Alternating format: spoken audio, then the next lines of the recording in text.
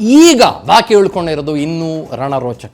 ಯಾಕಂದರೆ ನಮಗಿದೆ main course, ಇಲ್ಲಿ ತನಕ ಸಿಕ್ಕಿದ್ದು ಬರೀ ಸೈಡ್ ಡಿಶ್ಶು. ಆಯಿತಾ?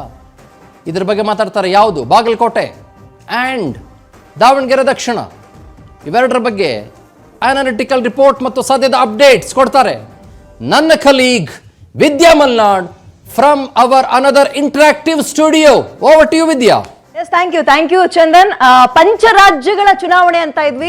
ಒಂದು ಟೆಕ್ನಿಕಲ್ ವಿಚಾರವನ್ನ ನೋಡೋಣ ನಾವಲ್ಲಿ. ಪಂಚರಾಜ್ಯಗಳ ಚುನಾವಣೆ ಅಲ್ಲ ಇದು, 4 ರಾಜ್ಯಗಳ ಚುನಾವಣೆ, ಇನ್ನೊಂದು ಕೇಂದ್ರಾಡಳಿತ ಪ್ರದೇಶ. ಯಾಕಂದ್ರೆ ಎಲ್ಲಾ ಮೀಡಿಯಾದವರು ಅದನ್ನೇ ಮಾತಾಡ್ತಾ ಇದ್ರು. ಫೈನ್. ಈಗ ನಮ್ಮ ಬೈ ಎಲೆಕ್ಷನ್ ಬಗ್ಗೆ ನೋಡೋಣ.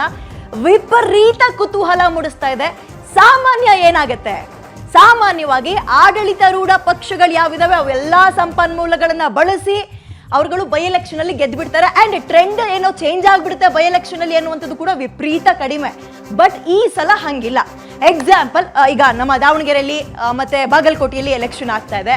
ಸಮರ್ಥ ಶಾಮನೂರ್ ಅವರು ಅಂಚೆ ಮತಗಳ ಅಂದ್ರೆ ಅಂಚೆ ಪೆಟ್ಟಿಗೆ ಮತದಾನಗಳಿಂದ ಹಿಡಿದು ಇಲ್ಲಿ ತನಕ ಕೂಡ EVM ಓಪನ್ ಮಾಡಿದ್ರಲ್ಲ, ಇಲ್ಲಿ ತನಕನೂ ಮುಂದಕ್ಕೆ ಬರಕ್ ಆಗ್ತಾ ಇಲ್ಲ ಸದ್ಯದ ನಂಬರ್ಸ್. ಇನ್ನೊಂದ್ಸಲ ನೋಡೋಣ. ಓಕೆ, ಈಗ ಬರ್ತಾ ಇರೋದು ಸ್ವಲ್ಪ ಚೇಂಜ್. ಶಾಮನೂರ್ ಕುಟುಂಬ ಕಮಾಲ್ ಮಾಡ್ತಾ ಇದೆ. ಆರಂಭದಿಂದಲೂ ಕೂಡ ಕಾಂಗ್ರೆಸ್ ಮುನ್ನಡೆಯನ್ನ ಸಾಧಿಸಿದೆ.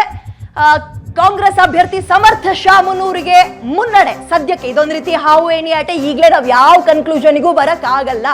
ಸದ್ಯಕ್ಕೆ 8,000 ಮತಗಳ ಮುನ್ನಡೆಯಲ್ಲಿ ಅಂತ ಅಪ್ಡೇಟ್ ಕೊಡ್ತಾ ಇದ್ದಾರೆ ನನ್ನ ಕಲೀಗ್ಸ್. ದಾವಣಗೆರೆಯಲ್ಲಿ ಶಾಮನೂರು ಕುಟುಂಬ ಕಮಾಲ್ ಮಾಡ್ತಾ ಇದೆ ಸದ್ಯದ ಹಂತಕ್ಕೆ. ಎಲ್ಲಾದ್ರೂ ಹಾವಿನ ಬಾಯಿ ಕಚ್ಚಿಸ್ಕೊಂಡ್ರೆ ಸೀದಾ ಕೆಳಗೆ ಬರ್ಬೋದು. ಬಿಕಾಸ್ ಅಲ್ಲಿ ಈಗ ಬಿಜೆಪಿ ವರ್ಸಸ್ ಕಾಂಗ್ರೆಸ್ ಮಾತ್ರ ಅಲ್ಲ, ಡೆಫಿನೆಟ್ಲಿ ಎಸ್, ಶಾಮನೂರು ಕುಟುಂಬ ಇದ್ದಾಗಿನಿಂದಲೂ ಅದು ಕಾಂಗ್ರೆಸ್ನ ಒಂದು ಕೋಟೆಯಾಗಿ ಪರಿಣಮಿಸಿತ್ತು. ಬಟ್ ಬದಲಾದ ಸನ್ನಿವೇಶದಲ್ಲಿ ಕಾಂಗ್ರೆಸ್ ಒಳಗೆ ಒಡಕು ಬಿದ್ದಿದ್ರಿಂದ, ಒಡಕು ಮೂಡಿದ್ರಿಂದ, ಟಿಕೆಟ್ಗಳು ಅವ್ರಿಗೆ ಕೊಡ್ಬೇಕು ಇವ್ರಿಗೆ ಕೊಡ್ಬೇಕು ಅನ್ನುವಂತಹ ವಿಚಾರಗಳಿಂದ ಅಲ್ಲಿ SDPI ಸ್ಪರ್ಧೆ ಮಾಡುತ್ತೆ. ಈ ಅಹಿಂದ ಮತಗಳಲ್ಲಿ ಆ ಅಂತ ತಗೊಳ್ಳೋಣ, ಅಥವಾ ಅಲ್ಪಸಂಖ್ಯಾತರು ಅಂತ ತಗೊಂಡಾಗ ಅವರೇನಾದ್ರೂ ಸ್ಪ್ಲಿಟ್ ಆಗಿದಾರಾ, SDPI ಕಡೆಗೆ ಹೋಗಿದ್ದಾರಾ, ಇದು ಬಹಳ ಪ್ರಮುಖ ವಿಚಾರ ಆಗುತ್ತೆ. ಬಟ್ ಸದ್ಯದ ಹಂತಕ್ಕೆ ನನ್ನ ಕಲೀಗ್ಸ್ ಕೊಡ್ತಾ ಇರೋ ಅಪ್ಡೇಟ್ ಪ್ರಕಾರ ನಾವು ನೋಡೋದಾದ್ರೆ, ದಾವಣಗೆರೆಯಲ್ಲಿ ಶಾಮನೂರು ಶಿವಶಂಕರಪ್ಪ ಅವರ ಮೊಮ್ಮಗ ಸಮರ್ಥ ಶಾಮನೂರು ಮುನ್ನಡೆಯನ್ನು ಸಾಧಿಸಿದ್ದಾರೆ ಬರೋಬ್ಬರಿ 8,000 ಮತಗಳಿಂದ. ನಾನು ಆರಂಭದಲ್ಲಿ ಹೇಳಿದೆ, ಈಗಲೇ ನಾವು ಯಾವುದನ್ನು ಜಡ್ಜ್ ಮಾಡಕ್ ಆಗಲ್ಲ. ಇನ್ನೂ 1-1.5 ಗಂಟೆಗಳ ಕಾಲ ಹೋಗ್ಬಿಟ್ರೆ ಒಂದು ಕ್ಲಿಯರ್ ಪಿಕ್ಚರ್ ನಮಗೆ ಸಿಗ್ಬೋದು. ಇದರಲ್ಲಿ ಕ್ಲಿಯರ್ ಪಿಕ್ಚರ್ ಸಿಗ್ಬೋದು. ಬಾಗಲಕೋಟೆ ಅಂತ ತಗೊಳ್ಳೋದಾದ್ರೆ ಅದಿನ್ನೂ ಕೂಡ ದಾವಣಗೆರೆ ದಕ್ಷಿಣ ಭಾಗಕ್ಕಿಂತ ಸ್ವಲ್ಪ ತಡ ಆಗ್ತದ ಅಂತ. ಅಲ್ಲಿ ಸದ್ಯಕ್ಕೆ 2 ಪಾರ್ಟಿಸಿಪೇಟ್ ಮಾಡಿದ್ದಾರೆ, ಚರಂತಿ ಮಠ ಅವರು ಮತ್ತು ಮೇಟಿ ಕುಟುಂಬ. ಇಲ್ಲಿ ಅಷ್ಟೊಂದು ಈಸಿಯಾಗಿ ಅಲ್ಲಗಳಿಯಂಗಿಲ್ಲ ಬಿಜೆಪಿ ಕ್ಯಾಂಡಿಡೇಟ್ನ. ಬಿಕಾಸ್ ಎಲೆಕ್ಷನ್ಗೆ ಅಥವಾ ಚುನಾವಣೆಯಲ್ಲಿ ಕಂಟೆಸ್ಟ್ ಮಾಡಕ್ಕೆ ಚರಂತಿ ಮಠ ಅವರೇನು ಹೊಸಬ್ರಲ್ಲ. ಲಾಸ್ಟ್ ಟೈಮ್ ಮೇಟಿ ಅವ್ರ ವಿರುದ್ಧ ಗೆದ್ದಾಗ್ಲೂ ಕೂಡ, ಅಂದ್ರೆ ಸೋತಾಗ್ಲೂ ಕೂಡ ಕೇವಲ 5,000 ಮತಗಳ ಅಂತರದಿಂದ ಸೋತಿದ್ರು. ಆಗ ಸೋಲಕರ್ಣ ಅವರ ಬ್ರದರೇ. ಬಟ್ ಹೀಸ್ ಇನ್ ಕಾಂಗ್ರೆಸ್ ನಾವು. ಹಾಗಾಗಿ ಇದೇನಾಗುತ್ತೆ ಅನ್ನೋ ಕುತೂಹಲ ಇದೆ. 15,000 ಮತಗಳ ಮುನ್ನಡೆಯಲ್ಲಿ ಕಾಂಗ್ರೆಸ್ ಅಭ್ಯರ್ಥಿ ಆರಂಭದಿಂದಲೂ ಕೂಡ ಉಮೇಶ್ ಮೇಟಿ ಮುನ್ನಡೆಯನ್ನ ಸಾಧಿಸ್ತಾ ಇದ್ದಾರೆ. Will see. ಇದು ಸ್ವಲ್ಪ ಕಾಂಗ್ರೆಸ್ ಕಡೆಗೆ ಬಂದಂಗೆ ಕಾಣಿಸ್ತಾ ಇದೆ. ಕಾಂಗ್ರೆಸ್ ಪಡೆಗೆ ಬೂಸ್ಟ್ ಕೊಡ್ತಾ ಇದೆ ಬಾಗಲಕೋಟೆಯ ರಿಸಲ್ಟ್. ಬಾಗಲಕೋಟೆಯಲ್ಲಿ ಉಮೇಶ್ ಭರ್ಜರಿ ಓಟದಲ್ಲಿ ಸದ್ಯ ಮುಂದುವರ್ಕೊಂಡಿದ್ದಾರೆ. 15,000 ಮತಗಳ ಮುನ್ನಡೆ ಅಂತ ಹೇಳ್ತಾ ಇದ್ದಾರೆ. ಇಲ್ಲಿ ಗೆಲ್ಲೇಬೇಕು ಕಾಂಗ್ರೆಸ್. ಬಿಕಾಸ್ ಸಿದ್ದರಾಮಯ್ಯ ಅವರ ಲೀಡರ್ಶಿಪ್ ನ ಮ್ಯಾಟರ್ ಆಗುತ್ತೆ. ಒಂದು ಅಂದ್ರೆ ಆಡಳಿತದಲ್ಲಿ ಕಾಂಗ್ರೆಸ್ನವರೇ ಇದ್ದಾರೆ. ಸಾಂಪ್ರದಾಯಿಕವಾಗಿ ಬೈ ಎಲೆಕ್ಷನ್ ಬಂದಾಗ ಯಾರು ರೂಲಿಂಗ್ ಮಾಡ್ತಾ ಇರ್ತಾರೆ ಅವ್ರ ಪಾರ್ಟಿನೇ ಬರುತ್ತೆ ನಂಬರ್ 1. ಬಟ್ ಸಿದ್ದರಾಮಯ್ಯ ಅವರು ತಮ್ಮ ನಿದ್ರೆ ಊಟ ಗೀಟ ಎಲ್ಲಾ ಬಿಟ್ಟು ಬಾಗಲಕೋಟೆಯಲ್ಲಿ ಠಿಕಾಣಿ ಹಾಕಿದ್ರು, ಪ್ರಚಾರ ಮಾಡಿದ್ರು, ಜಾರಕಿಹೊಳಿ ಅವರು ಬಂದಿದ್ರು. ಸೊ ಅಟ್ ಎನಿ ಕಾಸ್ಟ್ ಬಾಗಲಕೋಟೆಯನ್ನವರು ತುಂಬಾ ದೊಡ್ಡ ಮೆಜಾರಿಟಿಯಿಂದಲೇ ಗೆಲ್ತ್ಕೋಬೇಕು. ಇಲ್ಲ ಅಂದ್ರೆ ಸಿದ್ದರಾಮಯ್ಯ ಅವರ ಲೀಡರ್ಶಿಪ್ ನ ಮ್ಯಾಟರ್ ಆಗುತ್ತೆ. ಇದು ಕೋಟ್ ಮಾಡ್ಕೊಳ್ಳಿ, ಲೀಡರ್ಶಿಪ್ ನ ಪ್ರಶ್ನೆ ಮಾಡುವಂಗಾಗುತ್ತೆ. ಇನ್ ಕೇಸ್ ಸೋತು ಬಿಟ್ರೆ, ನಾವು ಸೆಕೆಂಡ್ ಆಪ್ಷನ್ ಮಾತಾಡ್ತಾ ಇರೋದು, ಸೋತು ಬಿಟ್ರೆ ಕಾಂಗ್ರೆಸ್ನ ಮುಂದುವರೆದ ಭಾಗಗಳು ಏನ್ ಬೇಕಾದ್ರೂ ಆಗ್ಬೋದು. ಈ CM ಕುರ್ಚಿ ವಿಚಾರ ಇದೆಯಲ್ಲ, ಅದು ಯಾವ ಹಂತಕ್ಕೆ ಬೇಕಾದ್ರೂ ಹೋಗ್ಬೋದು. ಸೊ ಹಾಗಾಗಿ ಬಾಗಲಕೋಟೆ ಅಂಡ್ ದಾವಣಗೆರೆ ಎರಡನ್ನೂ ಗೆದ್ಕೊಳ್ಳೇಬೇಕಾದ ಅನಿವಾರ್ಯತೆ ಮತ್ತು ಸಂದಿಗ್ಧತೆಯಲ್ಲಿ ಸದ್ಯ ರಾಜ್ಯ ಕಾಂಗ್ರೆಸ್ ಸದ್ಯದ್ರಲ್ಲಿ ಇದೆ. ಅದರ ಮುಂದುವರೆದಂತೆ ನೀವು ಈ 4 ರಾಜ್ಯಗಳು ಮತ್ತೊಂದು ಕೇಂದ್ರಾಡಳಿತ ಪ್ರದೇಶದ ಸುದ್ದಿಯನ್ನು ಕೂಡ ಗಮನಿಸ್ತಾ ಇದ್ದೀರಿ. ನಾವು ಸದ್ಯಕ್ಕೆ ನಮ್ಮ ರಾಜ್ಯದ ಬೈ ಎಲೆಕ್ಷನ್ ಬಗ್ಗೆ ನೋಡ್ತಾ ಇದ್ವಿ. 2 ಕಡೆ ಇದ್ದಿದ್ದು ಇದೇ ಕಾಂಗ್ರೆಸ್ ಎರಡೂ ಕಡೆ ಇತ್ತು. ಒಂದ್ ಕಡೆ ಮೇಟಿ ಅವರು, ಮತ್ತೊಂದ್ ಕಡೆ ಶಾಮನೂರು ಅವರ ನಿಧನದಿಂದ ಅವರದ್ದೇ ಕುಟುಂಬದವರು, ಒಂದು ಕಡೆ ಮೊಮ್ಮಗ ಮತ್ತೊಂದು ಕಡೆ ಮಗ ಪಾರ್ಟಿಸಿಪೇಟ್ ಮಾಡಿದ್ದಾರೆ. ಆಮೇಲೆ ದಾವಣಗೆರೆ ದಕ್ಷಿಣ ಇನ್ನೊಂದು ಸ್ವಲ್ಪ ನೋಡೋಣ ನಾವು. ಓಕೆ, ದಾವಣಗೆರೆ ದಕ್ಷಿಣವನ್ನ ನೋಡೋದಾದ್ರೆ ಬಿಜೆಪಿ ಈ ಸಲ ದಾವಣಗೆರೆ ಅಂಡ್ ಬಾಗಲಕೋಟೆಯಲ್ಲಿ ವೆರಿ ಫಸ್ಟ್ ಟೈಮ್ ಒಟ್ಟಾಗಿ ಹೋಗ್ತಾ ಇದ್ದಾರೆ, ಒಗ್ಗಟ್ಟನ್ನ ಪ್ರದರ್ಶನ ಮಾಡ್ತಾ ಇದ್ದಾರೆ. ಹಾಗಾಗಿ ಅದು ಎಲ್ಲಿ ಪ್ಲಸ್ ಆಗುತ್ತೆ. ಅಂಡ್ ಅಹಿಂದ ಅಲ್ಪಸಂಖ್ಯಾತರು ದಾವಣಗೆರೆಯಲ್ಲಿ SDPI ಕಡೆಗೆ ಹೋಗಿದ್ದಾರೆ ಬಿಕಾಸ್ ಆಫ್ ಮುಸ್ಲಿಮರಿಗೆ ಟಿಕೆಟ್ ಕೊಡ್ಲಿಲ್ಲ ಅನ್ನೋ ಕಾರಣಕ್ಕೆ.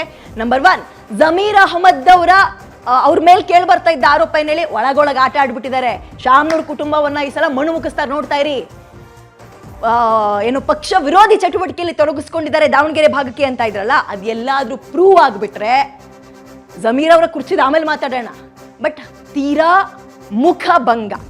DK ಶಿವಕುಮಾರ್ ಅವ್ರಿಗೂ ಅಷ್ಟೇ, ಬಿಕಾಸ್ ಬೇಕೇ ಬೇಕು ಇವ್ರಿಗೆ ಟಿಕೆಟ್ ಕೊಡಬೇಕು ಅಂತ DK ಶಿವಕುಮಾರ್ ಪಣ ತೊಟ್ಟು ಟಿಕೆಟ್ ಅನ್ನ ಕೊಡಿಸಿದ್ದು ಈ ದಾವಣಗೆರೆ ದಕ್ಷಿಣ ಭಾಗದಲ್ಲಿ. ಅಂಡ್ ಸಿದ್ದರಾಮಯ್ಯ ಅವರ ನಾಯಕತ್ವದ ವಿಚಾರ ಇಲ್ಲೂ ಕೂಡ ನಾವು ಪ್ರಶ್ನೆಯನ್ನ ಮಾಡ್ಬೋದು. ಸೊ ಇದಿಷ್ಟು ನಮ್ಮ ದಾವಣಗೆರೆ ದಕ್ಷಿಣ ಭಾಗ. ಅಂಡ್ SDPI ಗೆದ್ದು ಬಿಡುತ್ತೆ ಅಂತಲ್ಲ, ಅಟ್ಲೀಸ್ಟ್ ಕಾಂಗ್ರೆಸ್ಗೆ ಸಾಲಿಡ್ ಆಗಿ ಒಂದ್ ರೀತಿ ಈ ಅಲೆಗಳು ಒಂದ್ ಕಡೆ ಫೋರ್ಸ್ ಆಗಿ ಸುನಾಮಿ ರೀತಿಯಲ್ಲಿ ಬಂದು ಕಾಂಗ್ರೆಸ್ ಬತ್ತಳಿಕೆ ಒಳಗೆ. ಎಸ್ ಚಂದನ್. ವಿದ್ಯಾ ಅವರೇ, ಸದ್ಯಕ್ಕೆ ಒಂದು quick very interactive update before I say thanks to you ಕೊಡೋದಾದ್ರೆ, okay, what is in Davanagere, what is in Bagalkot, ಎರಡರಲ್ಲಿ ಯಾರ್ಯಾರು? ಓಕೆ, ಅದನ್ನ ನಾನು ಇಷ್ಟದ ಹೇಳ್ತಾ ಇದ್ದೆ ಚಂದನ್. ಹೆಂಗಾಗಿದೆ ಅಂದ್ರೆ, ಸಾಮಾನ್ಯ ಯಾರು ರೂಲಿಂಗ್ ಮಾಡ್ತಾ ಇರ್ತಾರೆ ಅವ್ರುಗಳೇ ಬೈ ಎಲೆಕ್ಷನ್ ಅಲ್ಲಿ ಗೆದ್ಬಿಡ್ತಾರೆ. ಬೈ ಎಲೆಕ್ಷನ್ ಅಲ್ಲಿ ಟ್ರೆಂಡ್ ಏನೋ ಚೇಂಜ್ ಆಗ್ಬಿಡುತ್ತೆ ಅನ್ನೋಂಥದ್ದು ಇಲ್ಲಿ ತನಕ ತೀರಾ ಅಪರೂಪ. ಬಟ್ ಈ ಅಹಿಂದ ಅಂತ ತಗೊಂಡಾಗ ದಾವಣಗೆರೆ ಭಾಗದಲ್ಲಿ ಟಿಕೆಟ್ ಏನು ಸ್ವಲ್ಪ ಏರುಪೇರಾಯ್ತು ಕೊನೆ ಕ್ಷಣದಲ್ಲಿ.